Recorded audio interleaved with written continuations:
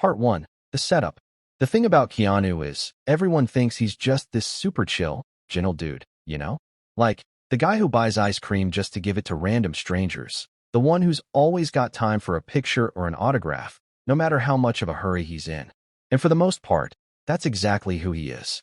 He's got this soul that's just pure. A real deal, authentic, good guy in a town full of fakes. That's what made what happened next so messed up. The dudes who tried to pull this off weren't some random grifters he met at a party. Nah, these were guys who'd been in his life for years.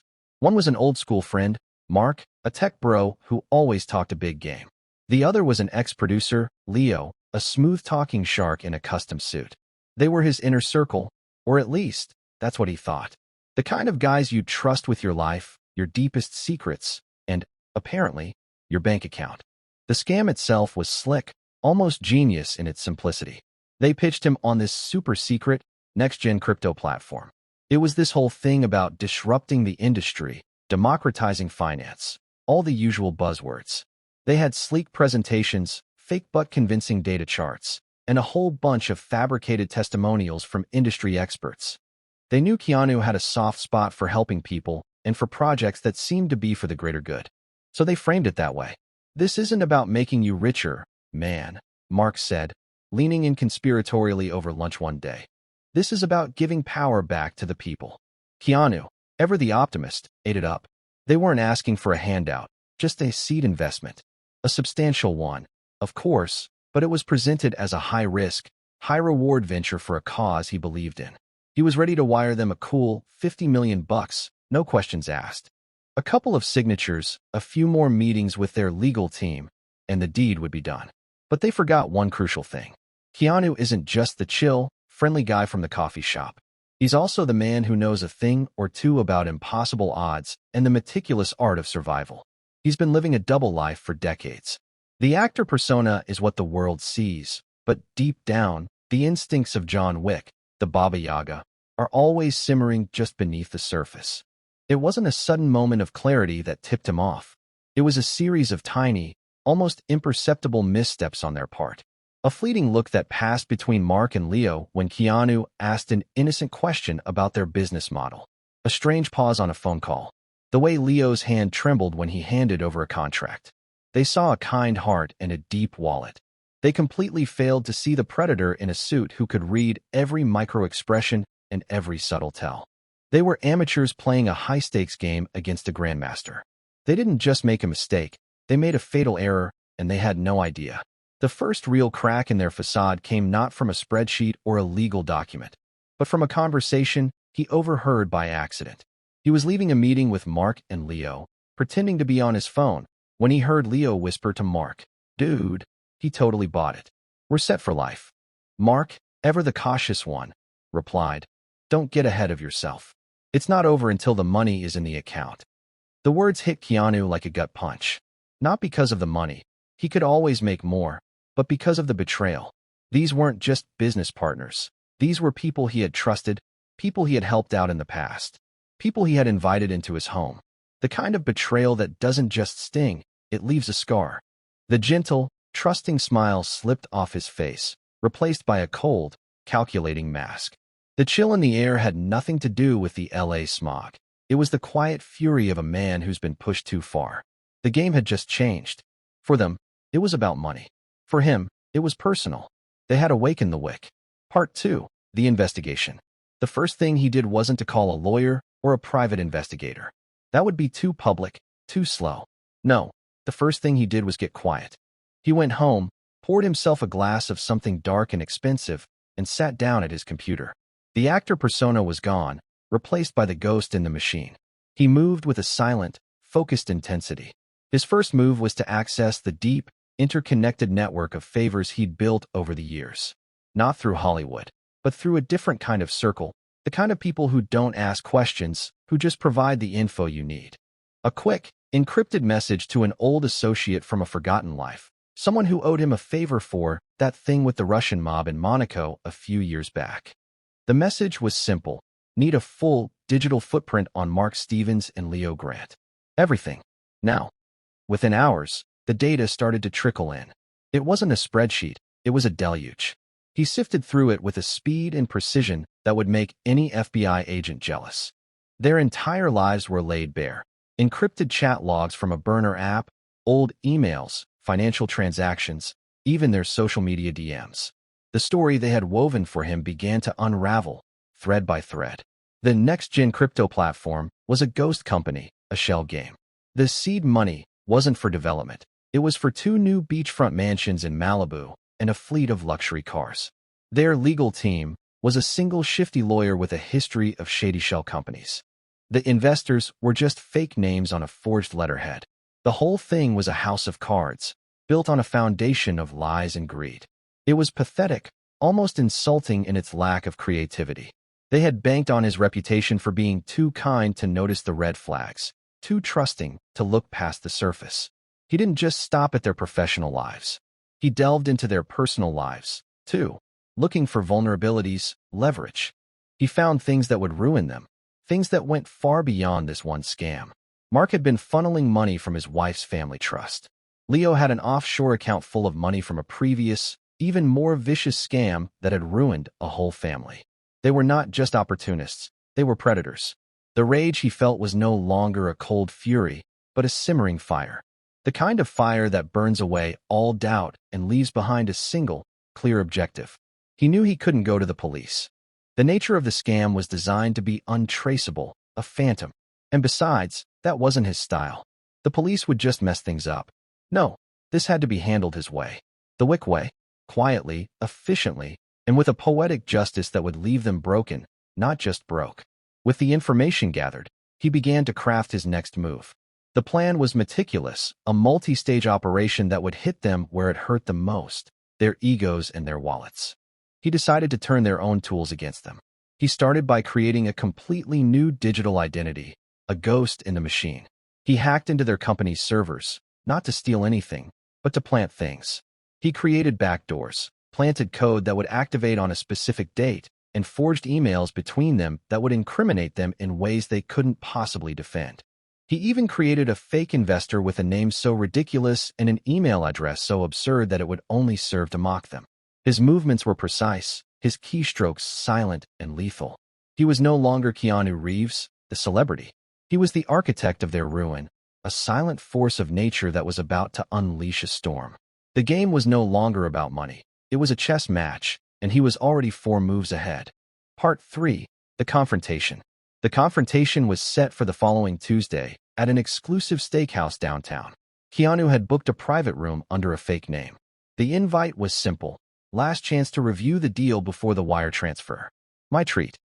Mark and Leo, high on their perceived victory, strutted in like they owned the place. They were buzzing, their voices loud and confident as they ordered expensive wine and joked about their upcoming retirements. They saw him as their golden ticket, the man who was about to make all their dreams come true. They had no idea they were walking into a spider's web.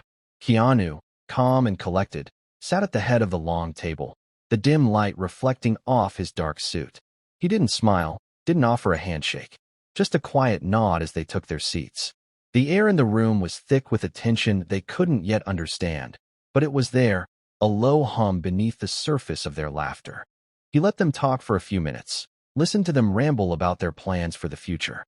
Man, this is gonna be huge, Leo said, leaning back in his chair. We're gonna be legends. Mark, ever the more grounded of the two, added. It's all thanks to Keanu, of course. Couldn't have done it without our main man. The words, meant to be ingratiating, landed like hollow shells. Keanu just looked at them, his eyes unblinking, his face a mask of stone. He waited until the waiter had poured their wine and left the room, the door clicking shut behind him. And then he began. So, he said, his voice a low, gravelly hum that was barely a whisper. Let's talk about the details. He pulled out his laptop and turned the screen toward them. It wasn't the final contract. It was a projection of their digital lives, laid bare for them to see. He started with the simple stuff. The forged documents, the fake testimonials, the ghost company. He showed them the email threads where they discussed how they would handle him. He showed them the bank statements of their personal accounts, showing how they had already been spending the money they hadn't even received yet. The smug looks on their faces melted away, replaced by a mixture of shock and terror. How did you get this? Mark stammered, his face going pale. Keanu didn't answer. He just kept scrolling, moving deeper into their secrets. He pulled up Mark's personal finances, exposing the theft from his wife's trust. Then he brought up Leo's offshore account, showing him the paper trail that linked him to a past crime. "The guy you ripped off in Reno," Keanu said, his voice now steel. "The guy whose family you ruined. You think he forgot about that? He's been looking for you. And now he knows where to find you." The bluff wasn't a bluff at all. The Reno guy was a very real, very dangerous associate of his. He had no intention of actually sicking him on Leo, but the threat was enough. Mark and Leo were now not only facing the loss of their scam money, but also the ruin of their lives. Keanu leaned forward, his elbows on the table, his eyes boring into theirs.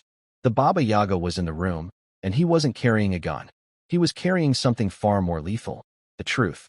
"The money is not the issue," he said, his voice a chilling monotone. "The issue is betrayal. You came into my home. You broke my trust. And you did it with the kind of amateur arrogance that's just insulting. I'm not going to call the cops. That would be too easy. Instead, you're going to wire back every penny you've already spent. And then, you're going to sign over every asset you own to a charity of my choosing. Or you can deal with the Reno guy and his friends." Part 4. The Aftermath. The silence in the private room was deafening. Mark and Leo looked at each other, their bravado completely shattered. They were two small-time thugs who had mistakenly stumbled into the lair of a mythological creature. They knew, in that moment, that they had lost everything. They didn't just lose the money. They lost their futures, their reputations, and their freedom. The look in Keanu's eyes was not one of rage or revenge, but of cold, final judgment. It was the look of a man who had seen it all, who knew exactly what they were and what they were capable of. There was no room for negotiation, no chance for a comeback. They were trapped, and they knew it. Mark was the first to break, his shoulders slumping in defeat. "Okay," he mumbled, his voice hoarse. "Okay, we'll do it. Whatever you want." Leo, the slick talker, could only manage a slow, defeated nod. The next few days were a blur of legal paperwork, asset transfers, and very, very quiet meetings with accountants and lawyers who were equally confused and terrified. Keanu didn't use his own lawyers. He used a firm from a different kind of world, a firm that specialized in untraceable transactions and the retrieval of stolen funds. The kind of firm that exists in the shadows and works for people who deal with a different kind of justice. Mark and Leo signed over their houses, their cars, their boats, and every single penny they had stashed away.